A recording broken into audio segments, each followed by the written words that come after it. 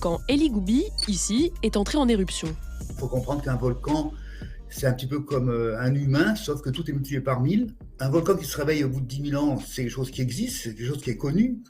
Par contre, la probabilité qu'on assiste, nous, humains, à un réveil tous les 10 000 ans, alors que nous, on a que quelques dizaines d'années d'espérance de vie, enfin une petite centaine d'années d'espérance de vie, c'est une conjoncture qui est improbable, mais qui n'est pas impossible.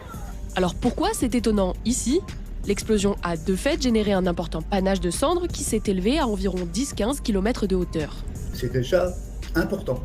C'est des hauteurs qui sont quasiment au niveau de la stratosphère. Le nuage a ensuite dérivé au-dessus d'une partie du sud-ouest de la péninsule arabique. Et c'est précisément ce nuage, produit par ce qu'on appelle une éruption explosive, qui surprend. C'est quand le magma qui arrive en surface est pulvérisé en fragments. C'est au lieu d'être une phase continue liquide, il est pulvérisé en fragments qui peuvent être des petites gouttelettes qui forment des cendres, qui en font quelques millimètres, ou bien ça peut être en gros paquets qu'on appelle des bombes qui peuvent faire quelques mètres ou quelques dizaines de centimètres. Et donc c'est vrai qu'on est un peu étonné de voir une éruption explosive dans ce contexte du triomphe des affaires. De fait, le Elie Goubi est proche d'un autre volcan, lui actif et bien connu, l'Erta Ale.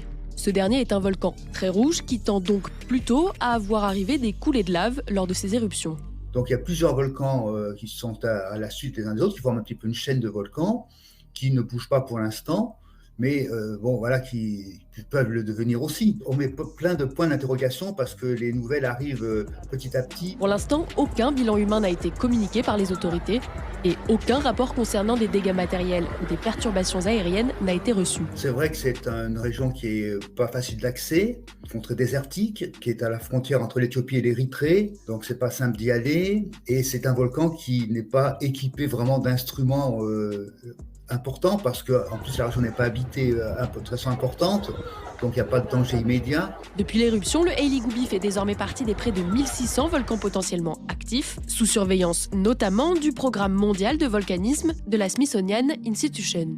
Donc là, ce volcan, il va maintenant sûrement être étudié de façon plus précise. Ce volcan